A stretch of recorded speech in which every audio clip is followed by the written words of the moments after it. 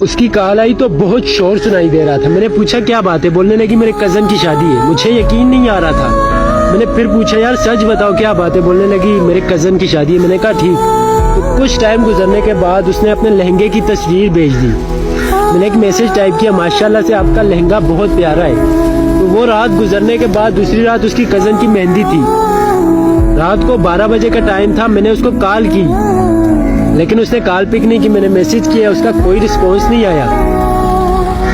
तो मेरे दिल में बहुत अजीब अजीब ख्याल आने लग गए। रात को 2 बजे का टाइम था। मैंने उसके कजन की आईडी ऑन की, टिकटॉक की आईडी ऑन की। जैसे ही मैंने उसकी कजन की टिकटॉक की आईडी ऑन की तो मुझे ऐसा लग रहा था कि मेरे पाँव के नीचे से जमीन भाग गई, क्योंकि शादी उसकी कजन की नहीं बल्कि उसकी हो रही थी।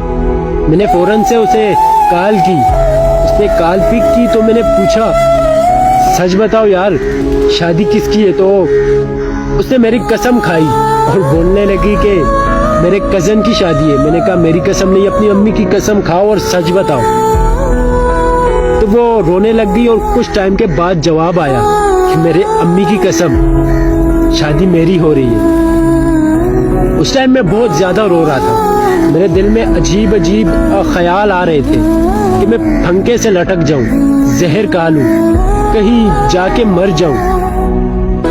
सच में मुझे कभी ऐसा नहीं लग रहा था कि मैं इसके बिना जीऊंगा। आज उसकी शादी के तकरीबन 3 साल गुजर गए लेकिन मैं जी रहा हूं। मैंने कभी ये नहीं सोचा था कि मैं इसके बिना जीऊंगा। मैं आज भी उससे बेइंतहा मोहब्बत करता हूँ।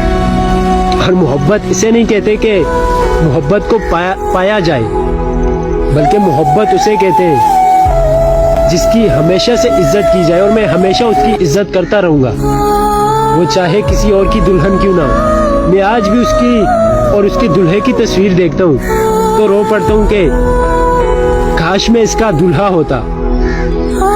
लेकिन किस्मत की बात है, मैं अल्लाह पाक पे भरोसा करता हूँ और मैं हमेशा उसकी इज्जत करता हूँ, सबसे ज्यादा इज्जत करता हूँ और हमेशा उससे प्यार करता रहूंगा।